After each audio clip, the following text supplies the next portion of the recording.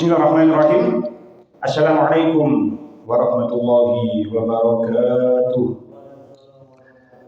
Tolong kami doa ilahi ta'ala wa nuruhi Nabi Muhammadin sallallahu alaihi wasallam ila alihi wa sahbihi wa dzurriyyati wa ahli baiti al-kiram wa jami'il anbiya'i wal mursalin wa ilaihi malakat wal muqarrabin wa jami'i tabi'in wa tabi'in rajulama ilah wal awliya ilahina ma kana wa ilahi muhaddisin mufashirin khususan sayyidina al-Tabari wa syamsul badr jilani wa syekh Muhammad Fakhruddin Ar-Razi wa syekh Al-Qurtubi wa syekh Ibnu Katsir wa syekh Jaluddin Al-Mahalli wa syekh Jaluddin As-Suyuti wa syekh Sulaiman Al-Jamal wa syekh Imam Asy-Syafi'i bima wa syekh Imam Asy-Syafi'i wa syekh Muhammad Al-Alusi wa syekh Nawawi Al-Bantani wa syekh Ahmad bin Mustafa Al-Marawi wa syekh Tahir bin Ashir wa syekh Mutawalli Asy'ari wa syekh Tantawi wa syekh Wahab Asy-Syuhaili wa syekh Muhammad Al-Yusufuni wa syekh Rusyad wa khusyuk alaiki bisri Mustafa wa ila masyayikhina wa masyayikhina syawli lahumul Fatihah.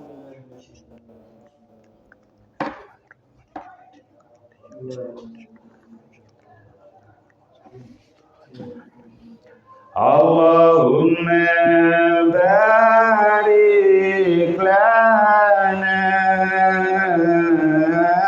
fi Rajab wa Sya'ban wa ballighna Ramadhan waghfir lana dzunubana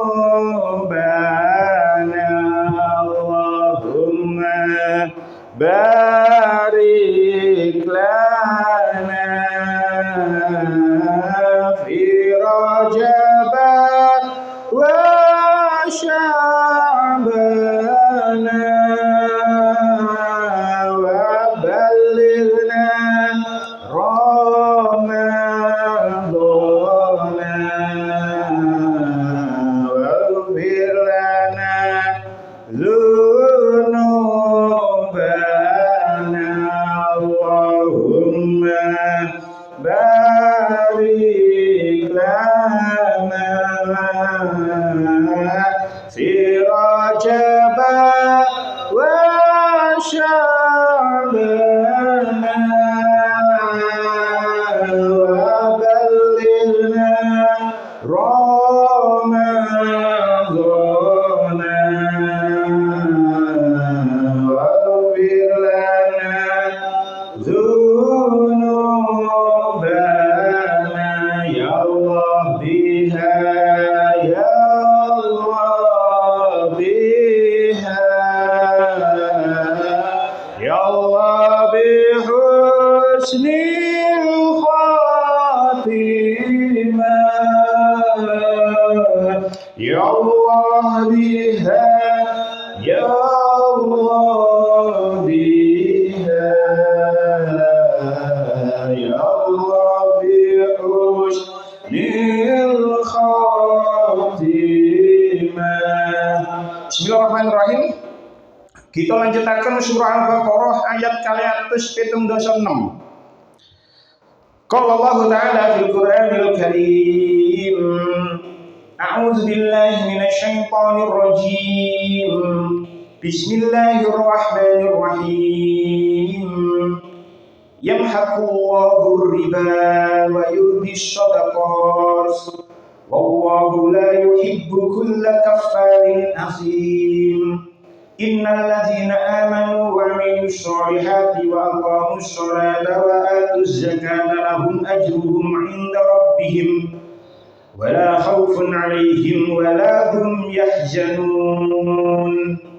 Yamhaq ngelebur sapa Allahu Allah ar-riba ing berkah riba wa yurbi lan nambahi berkah sapa ya si Allah as-shadaqati ing pira-pira sedekah.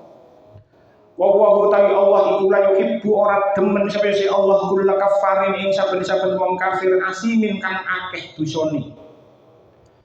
Innal ladzina setuhune wong-wong amanu kang iman sapa si alladzina wa aminu lan nglakoni sapa si alladzina as-sholihati ing pira-pira amal saleh. Wa aqamu lan padha nglakoni ya si alladzina as-sholata ing salat wa atau lan padha ngawehaken sapa si alladzina az-zakata ing zakat lahum iku kedue alladzina ajruhum utawi ganjarane alladzina inda rabbihim ana ing dalem ngersane pangerane alladzina wala khaufun lan ora ana wedi ku maujud alaihim ing atase alladzina wala hum lan ora ana utawi alladzina iku yahzanuna padha susah kabeh utawa syarahipun kaliyan 76 Allah taala ngelebur riba tegese ngilangaken berkahe senajan katone untunge akeh lan Allah taala ngundhakake sedekah tegese sedekah iku malah gampangaken jembare rezeki. Kados itu sak temen-temene wong kang padha iman lan nglakoni amal saleh, salat lan zakat, wong mau bakal nampa ganjaran ana ing ngersane pangeran, ora bakal wedi lan ora bakal susah. Yamhaqullahu Allah memusnahkan riba. Yamhaqullahu riba, Allah memusnahkan riba. Wa yurbi shadaqat dan menyuburkan sedekah. Wallahu la yuhibbu kulla kaffarin azim dan Allah tidak menyukai setiap orang yang tetap dalam kekafiran dan selalu berbuat dosa. Ayat ini masih membahas tentang riba sampai ayat linjing di pertemuan yang berikutnya insya Allah masih membahas tentang masalah riba. Mulai ayat kemarin kita membahas tentang nopo niku definisi riba. Riba itu bermakna ziyadah, nambah. Kita sudah membahas kemarin. Saat ini yamhaqullahu Allah memusnahkan riba. Yamhaqullahu riba. Napa niku yamhaqu? Yamhaqu niku saking fi'il mudhari' mahaqa yamhaqu mahqan. Fa'ala yaf'alu fa'lan. Mahaqa yamhaqu mahqan. Tenggone tafsir Al-Wasit nggih. Tafsir Al-Wasit Syekh Muhammad Sayyid Tontowi yang dikarang oleh Syekh Muhammad Sayyid Tontowi. Beliau ini adalah ulama saking Mesir. Gak ada tafsir jenenge Al-Wasit. Beliau ini meninggal tahun 2010. Jadi kurang lebih hampir 15 tahun yang lalu. Beliau meninggal tahun 2010. Sebelum meninggal, ketika beliau masih hidup, beliau itu menjabat sebagai Grand Syekh Al-Azhar, Syekh Besar Al-Azhar. Coro pejabatan itu adalah jabatan tertinggi di Universitas Al-Azhar. Beliau niki salah satu ulama kontemporer yang menghalalkan bunga bank. Jadi ini kita sudah membahas apakah bunga bank itu termasuk riba. Ulama-ulama kontemporer berbeda pendapat. Yang menganggap bahwasanya bunga bank itu tidak termasuk riba, salah satunya itu adalah Syekh Ahmad Tontowi, Syekh Muhammad Sayyid Tontowi. Beliau ini Grand Al-Azhar, Syekh Al-Azhar, ada puncak jabatan tertinggi di Universitas Al-Azhar. Lek jenengan sering maos tafsir Al-Misbah, ada tafsir Al-Misbah karangan Profesor Quraisyhab, pendapatnya Sayyid Tontowi ini sering dicuplik tentang tafsir Al-Misbah. Nah, tentang tafsir Al-Wasit itu dikatakan wal mahku an-nuqsan wal izalatu. Yang mahku itu saking kata mahako. Mahku itu nopo al-mahku an-nuqsan wal izalatu. Nuqsan itu pengurangan, izalah itu penghabisan. Izalah penghilangan, ngilangaken. Jadi jenenge mahku, ya mahku itu nukson awil izalatu, pengurangan atau penghilangan lisyai terhadap sesuatu. Halan ba'da halin, secara bertahap. Jadi pengurangan itu tidak seketika. Jadi sedikit demi sedikit. Wa minhu mihaqul qamari. Contoh mihaq, contoh mahkun itu adalah mihaqul qamari. Napa mihaqul qamari? Mihaqul qamari, jenengan lihat rembulan. Rembulan itu setelah bulan purnama, niku perlahan kurang kok sampai mendekati tanggal 29, tanggal 29 wis entek, koyo mboten enten. Makanya tanggal lanjutan kitab dikatakan al intiqasu fi ru'yati syai'an fa syai'an hatta la yura. Bulan itu sak marine bulan purnama, dia akan berkurang sedikit demi sedikit lalu akhirnya sampai tidak terlihat. Binjing wis sabar mantun niku Ramadan, kira-kira niki Ramadan iki menen iki siji, enten sing riyaya ana sing traweh Jumat, ana sing traweh Sabtu, enten sing ngayiti poso Sabtu, enten sing ngayiti poso Ahad.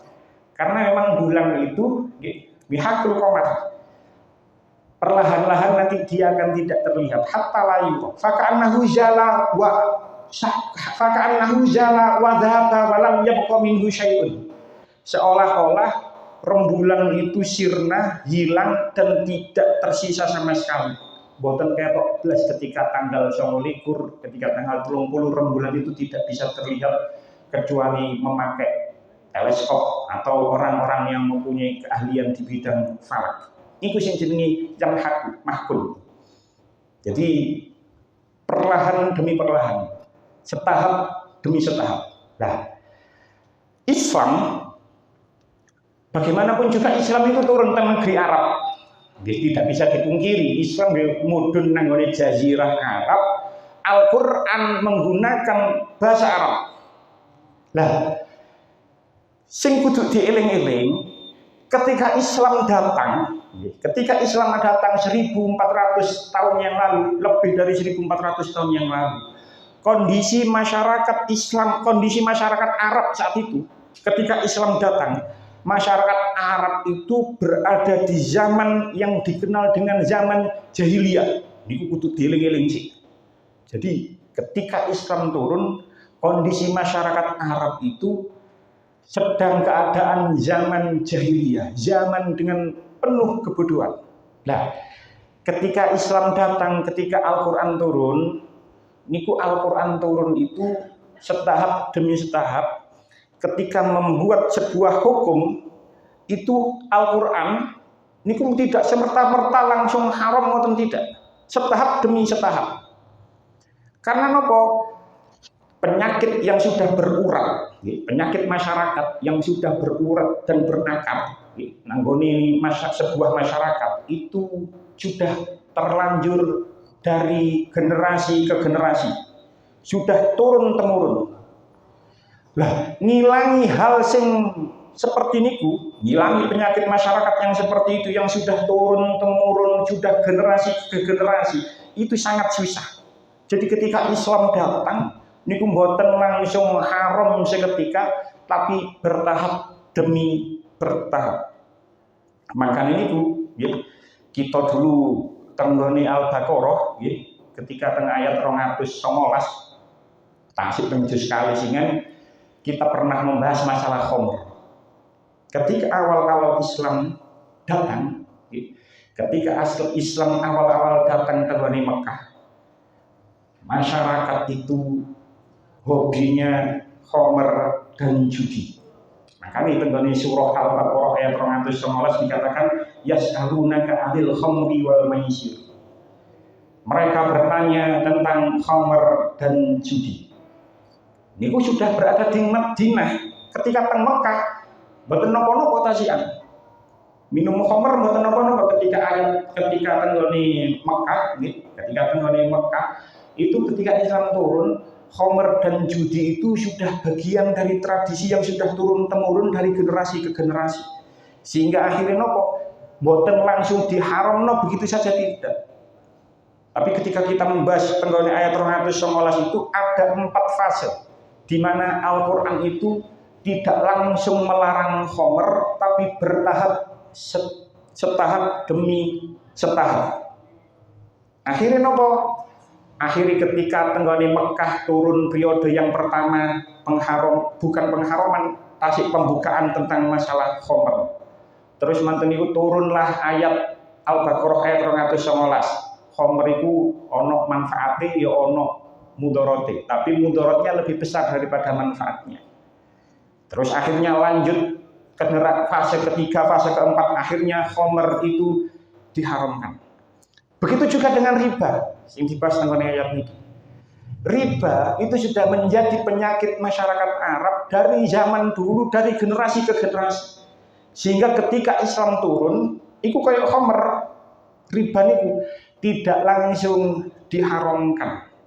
Setahap demi setahap. Ketika tasik teng Mekah nggih tenggone surah Ar-Rum ayat 39 Gusti Allah dawuh wa ma ataitum mir riba liyarbu fi amwalin nasi fala yarbu indallah.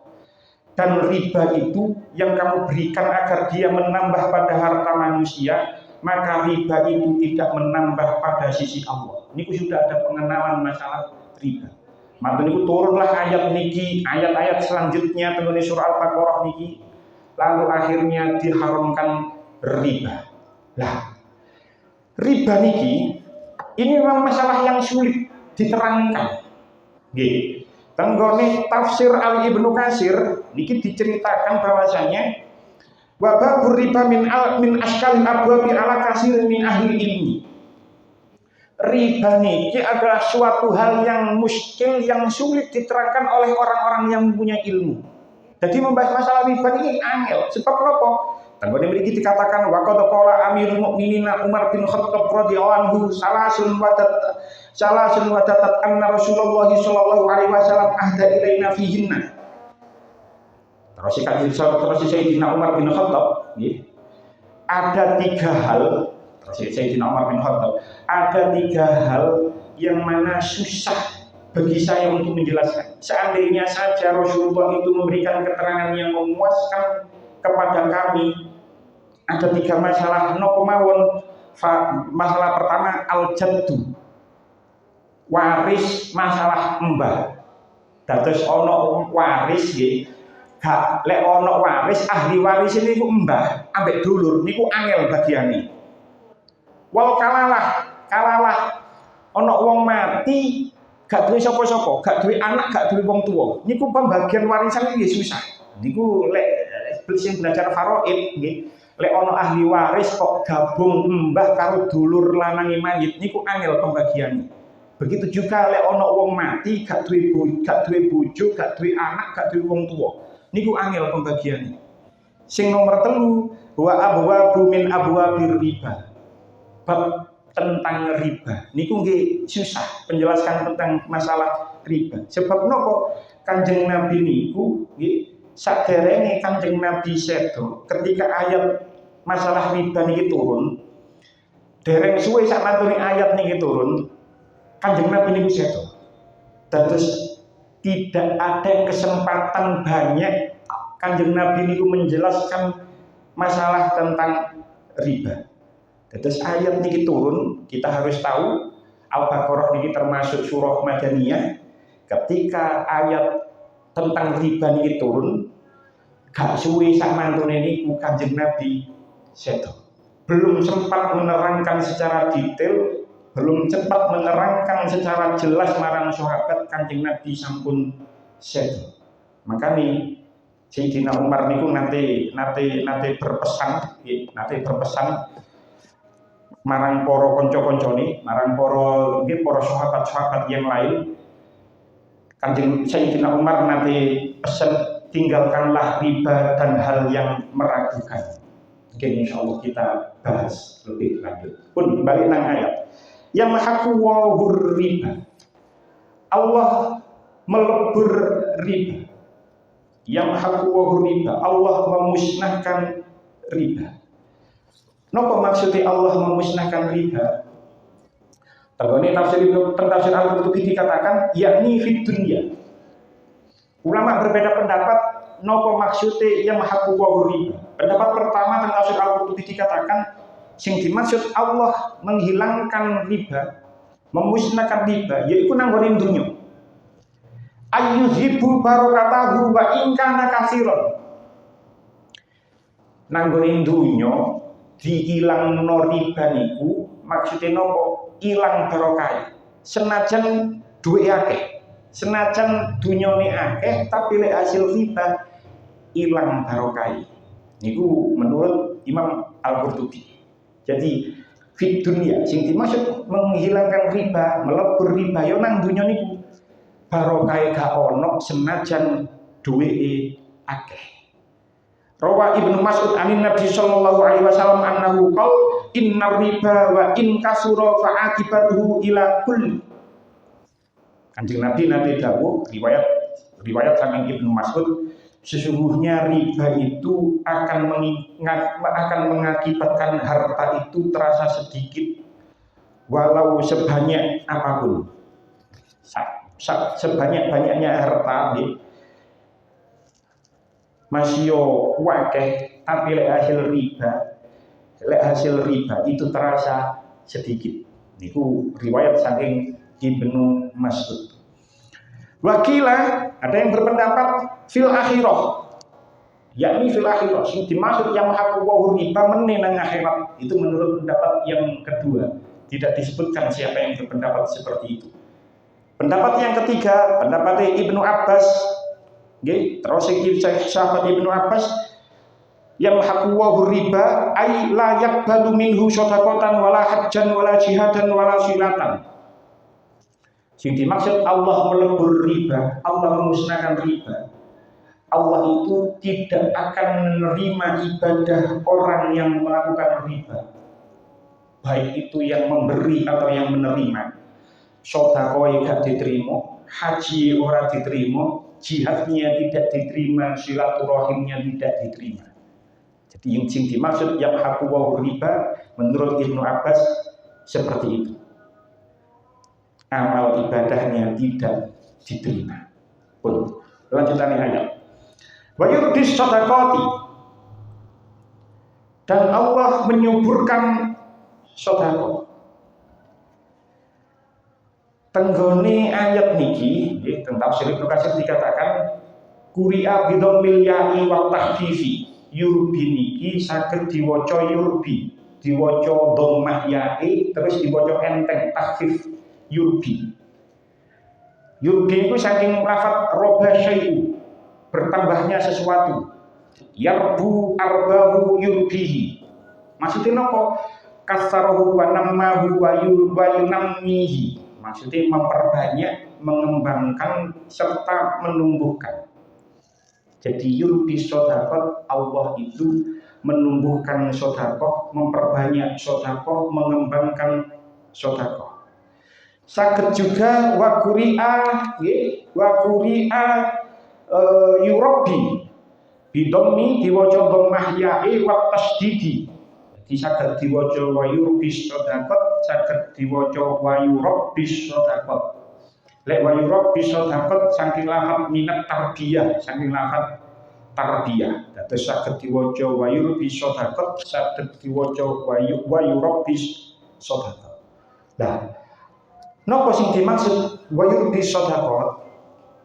Tanggane tafsir Al-Qurtubi dikatakan aynamiha fid dunya bil barakati wa yuksiru sawabaha bit tad'ifi fil akhirati. Sing dimaksud yurbi sedekah tanggane ayat niki, Allah itu memberikan hartanya, Allah itu memberikan harta nang wong sing sedekah. Terus kok wong niku gelem sedekah, apapun bentuk sedekahnya, maka sedekah nang gone dunya iki penuh dengan barokah. Engkau hasilnya nang akhirat dilipat gandakan oleh Allah. Jadi kok ono wong sedekah, maka Allah itu akan memberikan keberkahan di dunia dan Allah akan memberikan pahala berlipat ganda di akhirat nanti.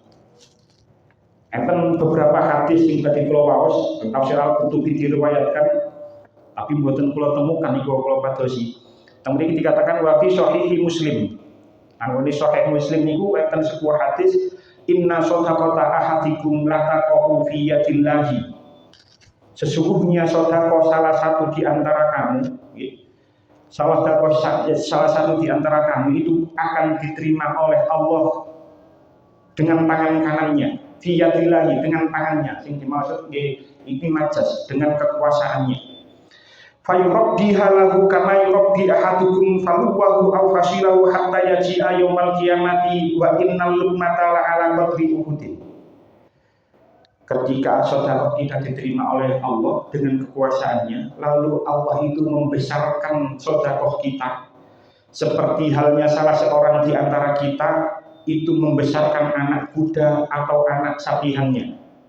Ono anak jaran sing wis disapih niku kita ingoni, itu akan suatu saat akan besar. Begitu juga sedekah yang kita berikan kepada orang, itu diibaratkan Allah itu membesarkan pahalanya yang kita kasih sedekah niku man sebagaimana anak kuda terus sampai datangnya hari kiamat nanti.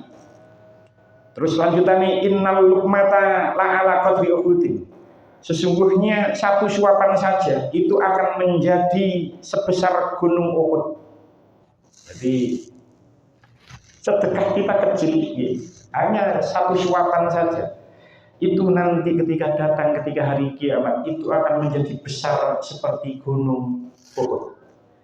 Tentu saja sedekah yang dimaksud oleh ayat ini adalah sedekah yang dari sesuatu yang baik. Ini sampun kita bahas sedekah ya kudu teko sing halal, ojo sing teko sing haram. Sedekah ya barang sing apik, ojo barang sing elek. Itu kita sudah bahas dengan ayat tentang masalah sedekah.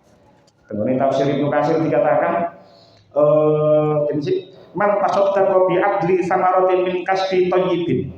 Sopone wong sing sedekah dengan sebiji kurma, sebiji buah kurma dari usaha yang baik, bisa bermakna halal, bisa bermakna di kurma itu nggih apik.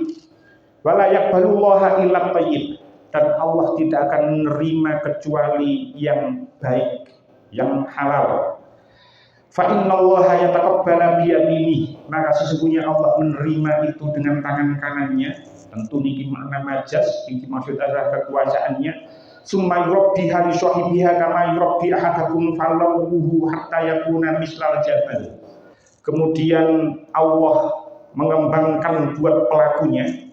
Sedekah yang kita berikan memang dikembangkan karo Gusti Allah, sebagaimana seseorang di antara kalian memelihara anak unta hingga besarnya nanti seperti sebuah gunung. Sedekah yang kita berikan kecil itu nanti akan berubah menjadi sesuatu yang besar, bahkan sampai diibaratkan sebesar gunung.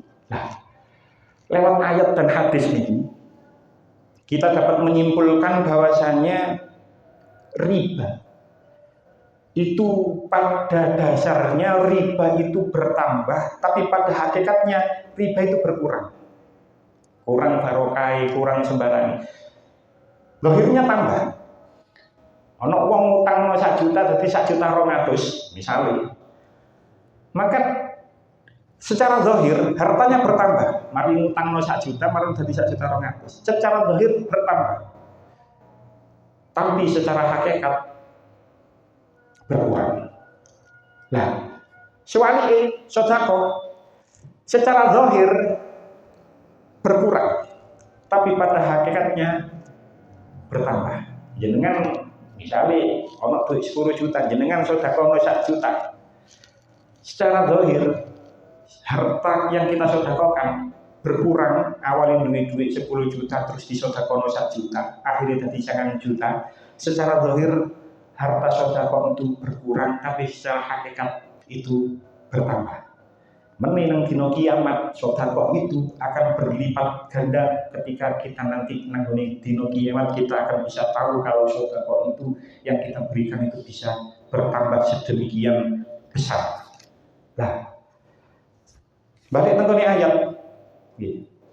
Karena kita sudah membahas masalah riba itu zahirnya bertambah, hakikatnya berkurang, sementara sedekah niku zahirnya berkurang, hakikatnya bertambah. Mungkin ono sing musyrik, mungkin ono sing delok wong sing ngutangno duwite, kalau bahasa sekarang mungkin rentenir, bang apa sing ben dinoan niku, itu mungkin ono wong sing rentenir seperti itu kok bertambah kaya.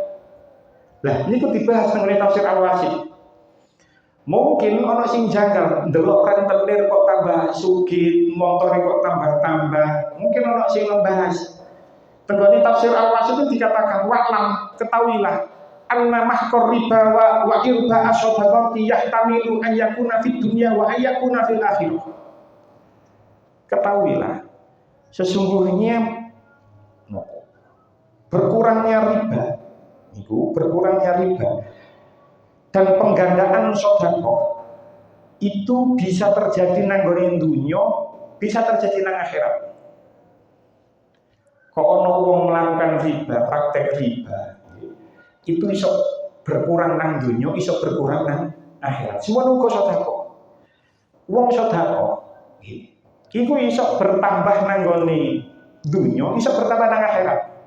Makanya mbiyen ketika kita bahas masalah sedekah, tidak mesti harta yang kita sedekahkan itu nanti dibalas nang dunya 10 kali lipat, tidak. Misalnya jenengan mari sedekah 1 juta, engkau bakal dibalas karo Allah duit 10 juta. Tidak mesti seperti itu. Kami ono ustaz biyen niku ya sing titik-titik sedekah kok dibalas 10 kali lipat. Pada dasarnya tidak seperti itu. Gak mesti dibalas 10 kali lipat berupa hal yang sama. Ini kok pun nanti kalau bahas. Bisa jadi dibalasin nang akhirat. Semua uga masalah riba. Gak mesti riba niku dibales nang dunya. Iso uga nang akhirat. Kok nang akhirat ya mlebu neraka mboten mawon kaya nang ayat yang kemarin. Kemarin dikatakan hum fiha khalidun. Mereka kekal di dalam neraka. Lek wis bahas masalah akhirat wis mari. Cuman kalau bahas masalah dunya bagaimana penjelasannya? Tentang Tafsir Al-Wasit dikatakan ahadua annal ghaliba fil murabbi wa in kasura maluhu antaula akibatu ilal fakri. Kok ono wong kok melakukan riba kok tambah sugih. Tapi terus Tafsir Al-Wasit umumi wong kalau melakukan riba walaupun hartanya banyak suatu saat dia akan jatuh miskin. Itu terus Tafsir Al-Wasit. Umumi tentu sudah melakukan penelitian, tentu sudah pun ningali kondisi masyarakat yang melakukan riba. Umumnya wong lek melakukan praktek riba, senajan duwe akeh, suatu hari nanti dia akan berujung pada kefakiran, kemiskinan. Wa tazulul barakatu anhu, dan hilanglah barokah di dalamnya. Diumumi seperti itu. Uang riba semacam duwe akeh meneh ketika mendekati hari akhir, mendekati hari tua, mendekati hari kematian, dia akan jatuh miskin. Sebab enten sebuah hadis ar-riba wa in kasura fa ila qillah. Riba niku meskipun banyak akan berujung pada sedikit. Jadi umumnya seperti itu. Cuman wasaniha illam yanqus maluhu fa inna ajibatahu azzamu. Yang kedua, fa'ilam yang kus, lek gak kurang hartanya. Kalau orang yang melakukan riba ini kok hartanya tidak berkurang, fa'inna akibatahu azzamu, maka sesungguhnya akibatnya itu adalah celaan, azzamu, hinaan. Deloken wong itu yang melakukan praktik riba, dia akan mendapatkan hinaan dari masyarakat. Wan naqsu, dan kekurangan, wasukutul adalati, dan jatuhnya keadilan, wajawalul amanati, dan hilangnya kepercayaan. Seseorang napa maneh sing mari utangan riba itu dia akan mendapatkan ketidakpercayaan dari masyarakat, hilangnya amanat dari masyarakat. Dia pasti mendapatkan hinaan dari masyarakat sebab dia melakukan riba itu ngutangi wong tapi bunganya banyak. Jadi senajan duit gak kurang, senajan duit nang dunya gak kurang, tapi dia akan mendapatkan hinaan di tengah masyarakat.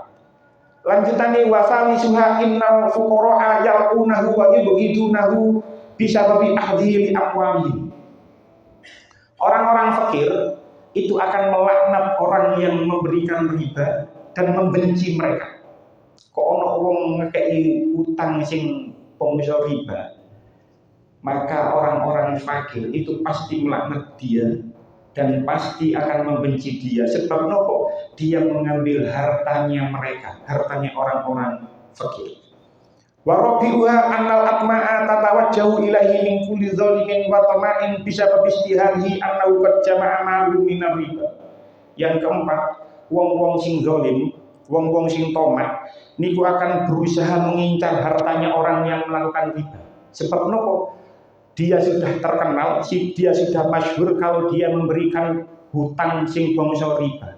Akhirnya nopo? Orang-orang sing tamak, orang-orang sing zalim wis gak apa-apa wis tak cukup duwike wong iku, tak colonge duwike wong iku, wong duduk duwike dhewe ae kok. Jadi dia akan menjadi hartanya akan menjadi incaran orang-orang yang zalim. Pun lanjutan ayat. Wallahu la yuhibbu kulla kafarin asim. Dan Allah tidak menyukai setiap orang yang tetap dalam kekafiran dan selalu berbuat dosa. Sing dimaksud tenggoni ayat niki, wallahu la yuhibbu kulla kafarin asim. Sing dimaksud kafar ning ayat niki ai kufurul qalbi. Kufur ati, kufur nikmat. Nah, oleh tafsir Ibnu Katsir dikatakan ai la yuhibbu kufurul qalbi. Allah itu tidak suka dengan kekafiran hati. Asimal qauli wal fi'li. Perkataan dan perbuatannya penuh dengan dosa. Jadi sing dimaksud kufur hati ini, dia tidak bisa mensyukuri nikmat Allah.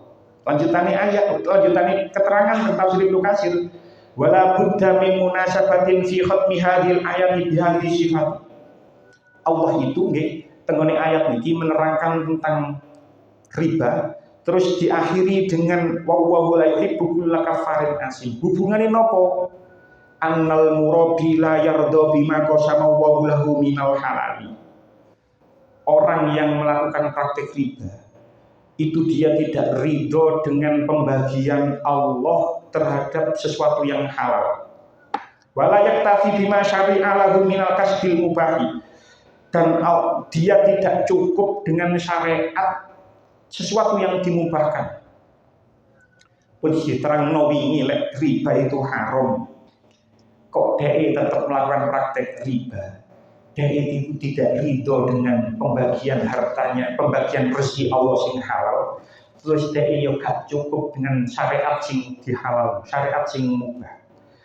Fahuwa yas'a fi akli amwalin nasi bil badili bi anwa'il mukasibil khabisati.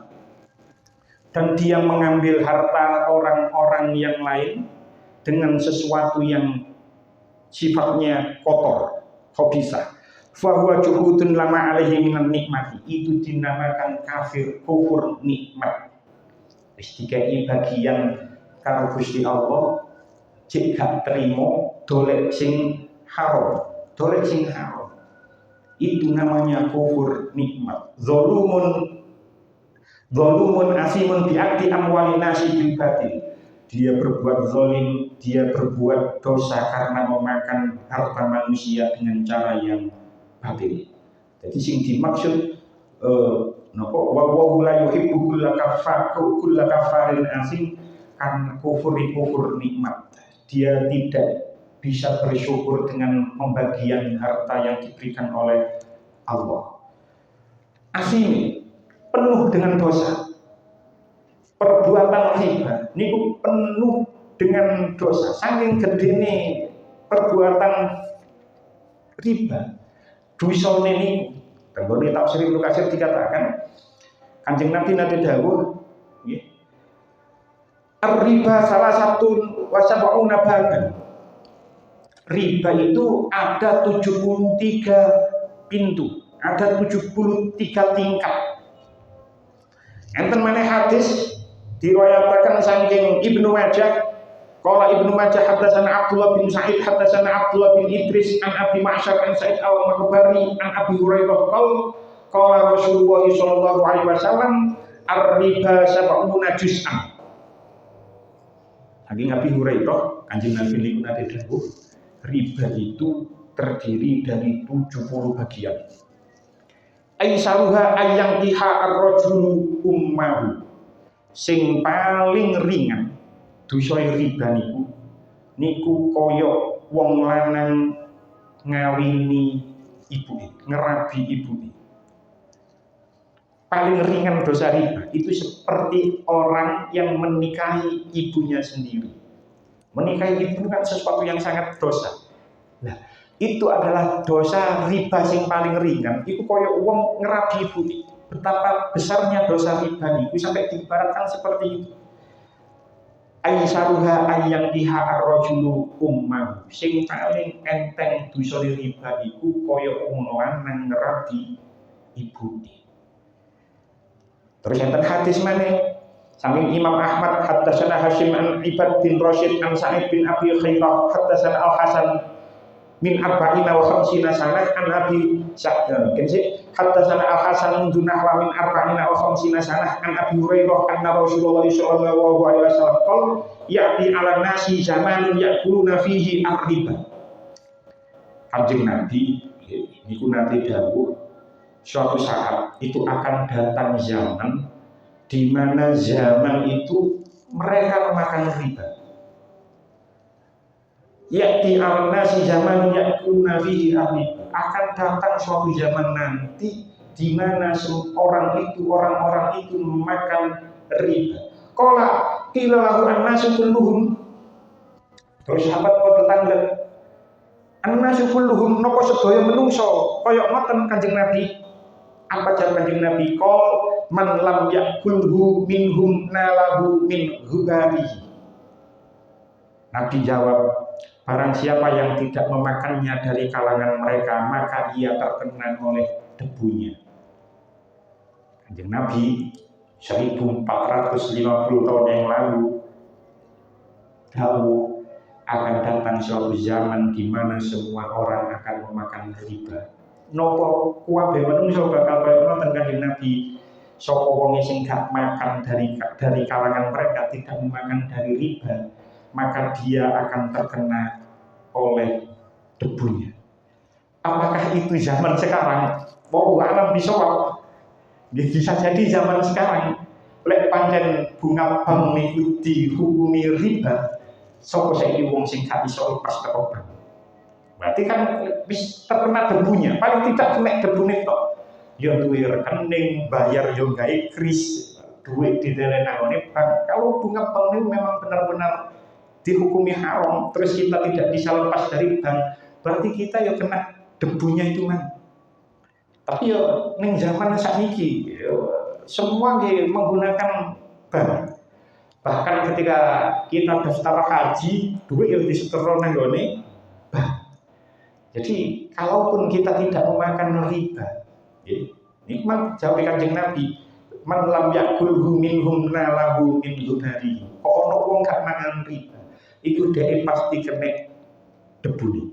Apakah itu zaman sekarang? Wallahu a'lam. Lanjutannya ayat sebagai penutup. Innal ladzina amanu wa 'amilus sholihati wa aqamus sholata wa atuz zakata lahum ajruhum 'inda rabbihim wa la khaufun 'alaihim wa la hum yahzanun.